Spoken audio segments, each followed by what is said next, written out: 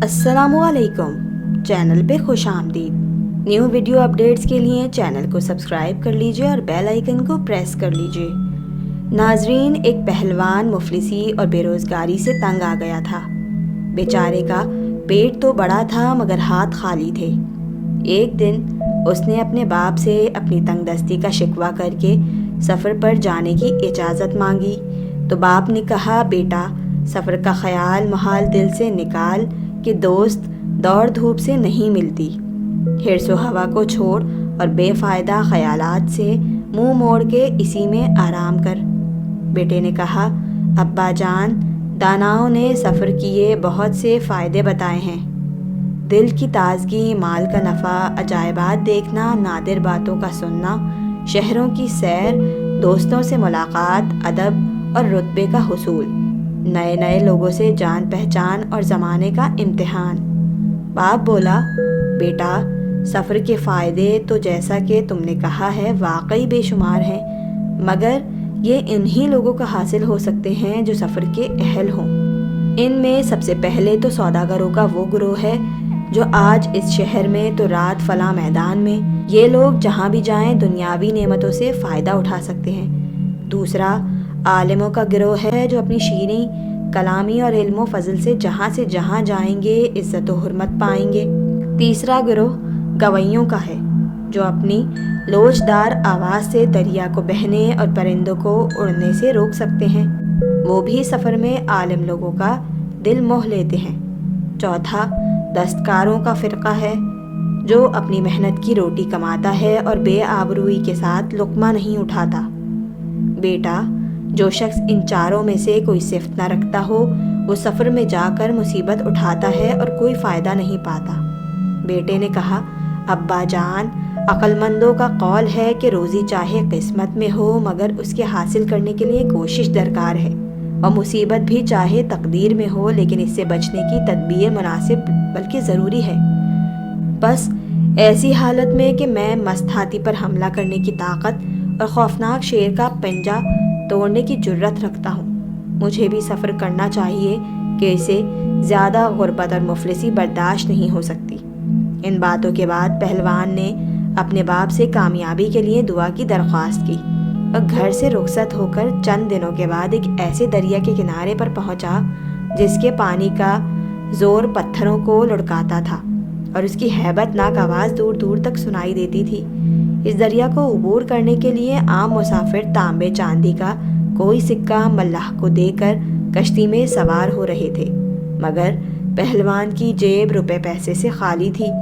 उसने सिर्फ मिन्नत समाजत से काम लेना चाहा मगर मल्लाह कब सुनते थे। उन्होंने हंसते हुए कश्ती चला दी। कश्ती निकल जाने और मल्लाह के ताने से पहलवान को गुस्सा आ गया और उसने दिल में कुछ सोचकर मल्लाह को आवाज़ दी, इस कपड़े को जो मैं पहने हुए हूँ बतौर उजरत चाहो तो मुझे कश्ती में बिठा लो। उस पर लालची मल्लाह कश्ती वापस ले आया। कश्ती वापस आई तो पहलवान ने इस मल्लाह को गिरबान से पकड़कर खुशकी पर घसीट लिया और ऐसा मारा कि अधमुआ कर दिया। जब मल्लाह का साथी इमदाद को उतरा तो पहलवान ने उसे भी मज़ा चखाया। आखिर जब दोनों पिट पिटा चुके तो उन्होंने ये सलाह की कि उजरत पर खाक डालो, इसे मुफ्त में ही बिठा लो, आइंदा जो कुछ होगा देख लिया जाएगा। मुख्तसर ये कि दोनों मल्लाह पहलवान की खुशामद करके इसे कश्ती में ले आए और कश्ती चलते चलते इस सतून तक जा पहुंची जिसे नेक दिल दानाओं ने इस खतरनाक दरिया में तूफ़ान वगैरह के वक्त मुसाफिरों की पनाह के लिए बनवाया था। सतून के करीब पहुंचकर मल्लाह ने आवाज़ दी, कश्ती कई जगह से टूट गई। अगर कोई ताकतवर आदमी कश्ती का लंगर लेकर इस सतून पर जा खड़ा हो तो हम लोग कश्ती की मरम्मत कर लें। भोला भाला पहलवान दुश्मन के धोखे में आ गया और ज़ोर जवानी में कश्ती का रस्सा लिए हुए बेधड़क सतून पर चढ़ गया। हालांकि दानाओं का कौल है, जिस शख्स को तुम एक बार भी रंजीदा कर चुके हो उसके बाद चाहे 100 बार आराम पहुंचाओ वो कभी दोस्त नहीं हो सकता। जैसे तीर का फल तो निकाल लिया जाता है मगर निशान नहीं जाता। बस मल्लाहों ने मौका पाते ही पहलवान के हाथ से रस्सा छुड़ाकर कश्ती चला दी اور یہ بیچارہ مینار کے اوپر حیران و پریشان کھڑا رہا۔ پہلوان کو 2 دن اور رات اسی حالت میں گزر گئے۔ آخری تیسرے دن اس پر نیند نے غلبہ کیا تو آنکھ لگ گئی اور اسی حالت میں دھم سے دریا میں گر پڑا۔ زندگی باقی تھی کہ بہتا بہتا کنارے جا لگا۔ جب کچھ ہوش آیا تو آبادی کی تلاش شروع کی اور تھوڑی دور جا کر ایک ایسے گاؤں میں پہنچا جہاں لوگ کنویں کا پانی دام لے کر پلا رہے تھے۔ پہلوان کے پاس پیسے نہیں تھے۔ اس نے رعب سے کام لینا چاہا اور جب انہوں نے رعب سے نہ مانا تو اس نے مکے بازی شروع کر دی، مگر وہ گنتی میں زیادہ تھے۔ سب مل کر اس پر پل پڑے اور مار مار کر بھرکس نکال دیا۔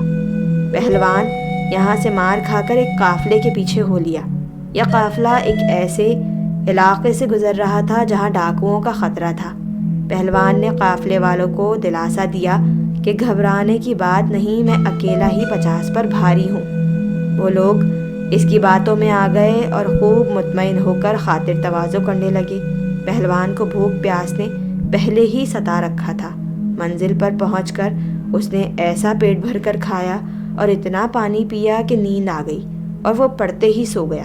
اور اس کے سو جانے کے بعد قافلے میں ایک تجربہ کار بوڑھے نے کہا، دوستو، ایک نقل مشہور ہے، کسی غریب کے پاس کچھ روپے جمع ہو گئے تھے جن کی حفاظت کے لیے وہ رات بھر جاگتا رہتا تھا۔ آخر روزمرہ کی بے خوبی سے تنگ آ کر اس نے ایک دوست کو اپنے یہاں سلانا شروع کیا کہ دونوں کے باری باری جاگنے سے رات کٹ جایا کرے گی۔ لیکن دوست کو جب روپوں کی خبر ہوئی تو ایک رات چپکے سے وہ تمام مال سمیٹ کر چلتا بنا اور غریب نے مال جانا پر رونا پیٹنا شروع کر دیا۔ محلے والوں نے اس کو روتے پیٹتے دیکھ کر پوچھا، کیا تمہارے گھر چوری ہو گئی ہے؟ اس نے کہا، دوستوں، مجھے چوروں نے نہیں، محافظ نے لوٹ لیا ہے۔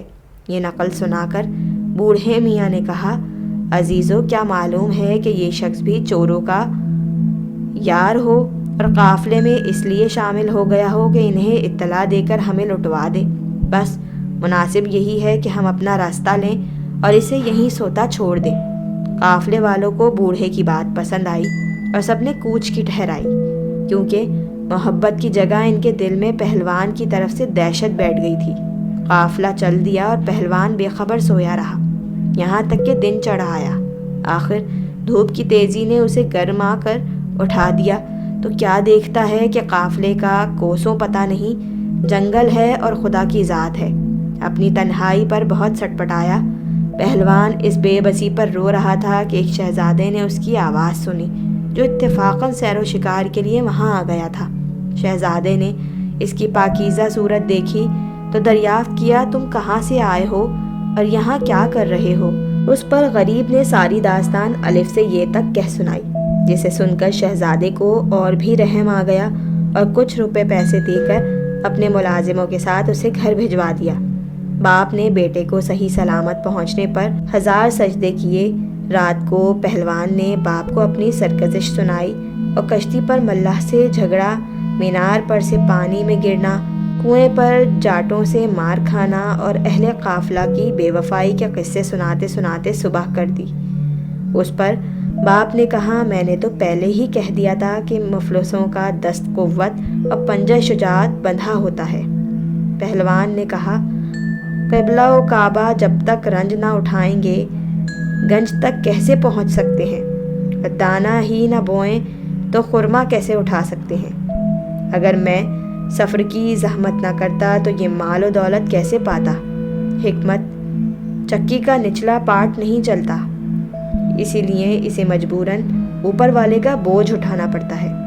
باپ نے کہا، بیٹا، اس دفعہ تقدیر نے تمہاری یاوری کی اور اقبال نے امداد و رہبری کی کہ ایک فیاض شہزادہ خود بخود تمہارے پاس پہنچ گیا، جس کی مہربانی نے تمہاری شکستہ حالی آسودگی میں بدل دی۔ مگر ایسے اتفاق روز نہیں ہوا کرتے۔ مشہور ہے کہ کسی بادشاہ کی انگوٹھی میں ایک بیش قیمت نگینہ جڑا ہوا تھا۔ بادشاہ ایک دن شکار میں مصروف ہوا کہ ساتھیوں کے نشانے بازی کے امتحان کا خیال آیا اور اس نے اپنی قیمتی انگوٹھی کو ایک گنبد پر لٹکا کر حکم دیا کہ سب لوگ چاند ماری کریں۔ جس کا تیر انگوٹھی میں سے نکل جائے گا انگوٹھی اس کو دے دی جائے گی۔ کہتے ہیں 400 نامی تیر انداز بادشاہ کے ہم رکاب تھے۔ سب نے نشانہ لگایا لیکن ہر شخص کا نشانہ خطا کر گیا۔ ایک لڑکا جو کہیں آس پاس کوٹھے پر چڑھا چاروں طرف کھیل کے طور پر تیر پھینک رہا تھا۔ اس نے جو انگوٹھی کو نشانہ بنا کر تیر پھینکا تو بے ساختہ پار نکل گیا، جس پر بادشاہ نے انگوٹھی کے علاوہ انعام و خلعت سے بھی سرفراز فرمایا۔